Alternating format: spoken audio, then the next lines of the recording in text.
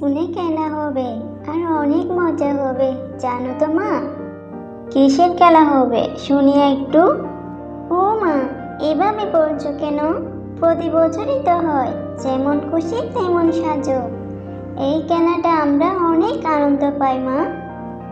ও, তার মানে আজকে তোকে সাজতে হবে, তাই তো? তা বলি তুই কি সাজবি? হ্যাঁ হ্যাঁ গো মা, সেটাই তো। নিজে কি যে সাজবো তা তো আমি নিজেই বুঝে উঠতে পারছি না। আগের বার তো নতুন সেজেছি না, কিন্তু এবার আমি কি সাজবো? আমার মাথায় একটা বুদ্ধি এসেছে। এবার আমি তোকে পরে সাজিয়ে দেব, কেমন হবে বলতো? অনেক ভালো হবে মা। সত্যি বলছো মা? তুমি আমাকে পরে সাজিয়ে দেবে তো? হ্যাঁ, বছরের একটা দিন, তাছাড়া তুই প্রথম হলে পুরস্কারটা পাবি মা। হ্যাঁ মা, তুমি একদম ঠিক কথা বলেছ। আমি প্রথম হলে সত্যি সত্যি পুরস্কার নিয়ে আসব। আমি নিজের হাতে তোর জন্য পরিমতো জামা বানিয়ে দিচ্ছি, তুই একটু দাঁড়া। আমি আমার একটা কাপড় দিয়ে তোর জন্য একটা পরি জামা বানিয়ে দিই, কেমন? ঠিক আছে মা, তাহলে তো বেশ ভালো হলো। তুমি বরং বানিয়ে দাও।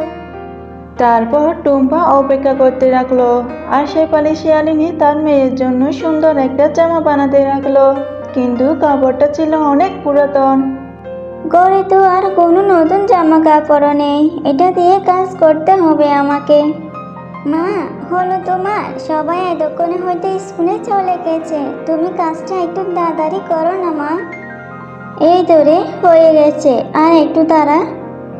তারপর শেফালি শিয়ালিনী তার মেয়ের জন্য একটা পুরাতন কাপড় দিয়ে পরীর জামা বানিয়ে দিল। টুম্পা কোনো কিছুই বলল না, যেটা মা বানিয়ে দিয়েছে সেটা পরে স্কুলে চলে গেল। যা ভেবেছিলাম তাই হলো, সবাই তো চলে এসেছে দেখছি। কত সুন্দর সুন্দর সাজ দিয়ে এসেছে। আমার বান্ধবীকে তো কোথাও দেখতে পাচ্ছি না। একটু পর রিনা পেছন থেকে এসে টুম্পাকে ধরল। কি রে টুম্পা, তুই এখানে কাকে খুঁজছিস রে? আরে আরে, আমি তো তোকে খুঁজছিলাম। আমি তো এই মাত্রই আসলাম। তোকে তো কত সুন্দর লাগছে, কত সুন্দর করে বসে যে এসেছিস। আমিও আগের বছর বসে এসেছিলাম। হ্যাঁ, তোকে আগেরবার দেখেছি আমি। বাসার থেকে পুতির মতো সেজে এসেছিস, আর আমি তো পার্লার থেকে সেজে এসেছি। এবার তো আমি পুরস্কার নিয়ে যাব। যাক পাতে, আমার কথা, তুই কি সেজে এসেছিস? এই মা, তুই কি এবার কাজের মেয়ে সেজে এসেছিস নাকি রে? না না, কাজের মেয়ে আমি কেন সাজবো? আমি তো পরি সেজেছি, পরি। তুই তো দেখছি আমাকে হাসালি রে। তোকে দেখে কি কেউ পরি বলবে? তোকে দেখতে একদম কাজের মেয়ের মতো লাগছে। কি একটা পুরাতন কাপড়। আমার মা নিজের হাতে এই জামাটা বানিয়ে দিয়েছে। তুই এটা নিয়ে কোনো বাজে কথা বলবি না রিনা। 100 বার বলবো, তোকে যেমন লাগছে ওই রকমই তো বলবো নাকি? শোন, তোকে আরেকটা ভালো কথা বলি। কি কথা বল? তুই না প্রতিযোগিতায় যাস না, তুই বরং বাড়ি চলে যা। তোকে নয়তো দেখে সবাই হাসাহাসি করবে।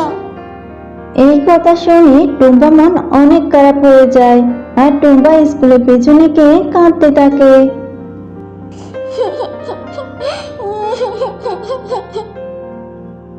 তখন একটা পরী টুম্পার সামনে আসে আর তাকে বলে, এই যে মেয়ে, এই যে মিষ্টি মেয়ে, শুনছো? আরে ও মিষ্টি মেয়ে, তুমি এভাবে কাঁদছো কেন? কি হয়েছে তোমার? হ্যাঁ, না না, আমি একটু মিষ্টি না, তুমি আমাকে মিথ্যে কথা বলছো। না গো মেয়ে, আমি যে মিথ্যা বলি না। তুমি কে? এখানে এসেছো কেন? আমাকে দয়া করে একা থাকতে দাও। তুমি মন খারাপ করো না, তুমি একবার আমার দিকে তাকাও। তখন টুম্পা তাকিয়ে থেকে একটা টানাওয়ালা সুন্দরী মেয়ে। আরে আরে, তোমাকে দেখছি দারুণ লাগছে। তবে তুমি কে, পড়ি নাকি গো? হ্যাঁ গো হ্যাঁ, আমি পড়ি, আর আমাকে তোমার সব দুঃখ বলতে পারো। আমি তোমাকে সাহায্য করব। তুমি সত্যি বলছো? তাহলে তুমি আমাকে তোমার মতো পরি বানিয়ে দাও না গো।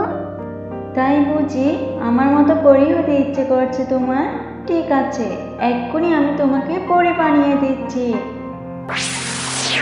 তারপর পরি টুম্পাকে পরি বানিয়ে দিল আর টুম্পা অনেক খুশি হলো। আমি পরি হয়ে গেছি, আমি পরি হয়ে গেছি, কি মজা কি মজা। আচ্ছা পরি, তোমাদের ওইখানে কি আমাদের মতো স্কুল আছে? হ্যাঁ গো মেয়ে, অবশ্যই আছে। আমি তো আগে স্কুলে পড়তাম। মামা তাই নাকি? কিন্তু স্কুলটা কোন জায়গায়? সেটা হলো আকাশে। আমাকে নিয়ে চলো এখানে, আমি তো এখন পরি হয়ে গেছি। আমি কি এখন যেতে পারবো? হ্যাঁ হ্যাঁ, নিশ্চয় যেতে পারবে। আচ্ছা, আমি এক্ষুনি নিয়ে যাচ্ছি, কেমন? তারপর পরে টুম্বাকে আকাশে নিয়ে গেল। ওই যে দেখো, স্বর্ণ দিয়ে তৈরি করা আমাদের সোনার স্কুল। বাহ, এখানে তো সবই সোনা আর রূপার দেখছি। হ্যাঁ, আমাদের বইগুলো রূপার, কলমটা হচ্ছে সোনার, বুঝেছো?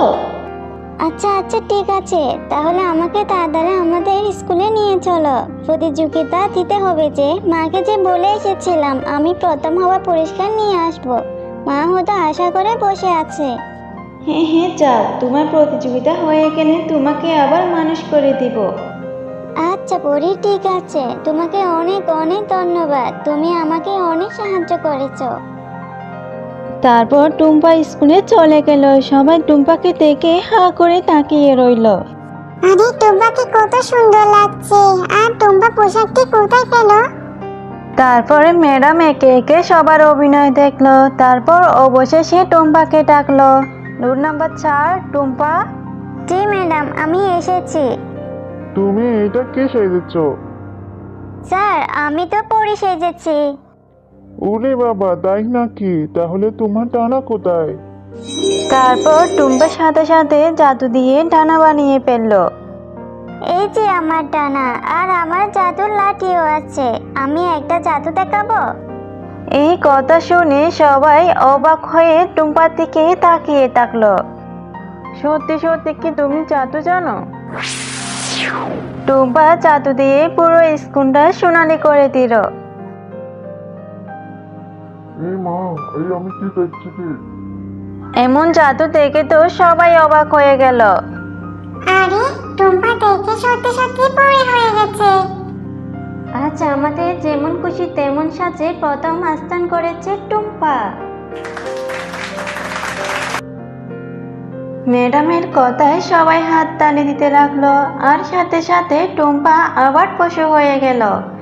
তখন টুম্পা ভাবলো পুরো স্কুলটা আবার আগের মতো হয়ে যাবে, কিন্তু তার হলো না। স্কুলটা সোনালি দেখে গেল। আমি তাড়াতাড়ি আমার মাকে গিয়ে এই পুরস্কারটা দেখাই, মা নিশ্চয় খুব খুশি হবে। তখন সবাই টুম্পাকে ঘিরে ধরলো, আর টুম্পা সবাইকে সত্যিটাই বলে দিল। তখন রিনাও নিজের ভুল বুঝতে পারলো। টুম্পা, আমি তোকে অনেক ছোট করেছি, আমার জন্য অনেক কষ্ট পেয়েছিস তুই, দয়া করে তুই আমাকে ক্ষমা করে দে। তারপর টুম্পা রিনাকে মাফ করে দিল, আর বাসায় গিয়ে টুম্পা তার মাকে পুরস্কারটা দিল। আর মজার বিষয় হলো, ওই দিনের পর থেকে টুম্পাদের স্কুলের নাম দেওয়া হলো পরি সোনার স্কুল।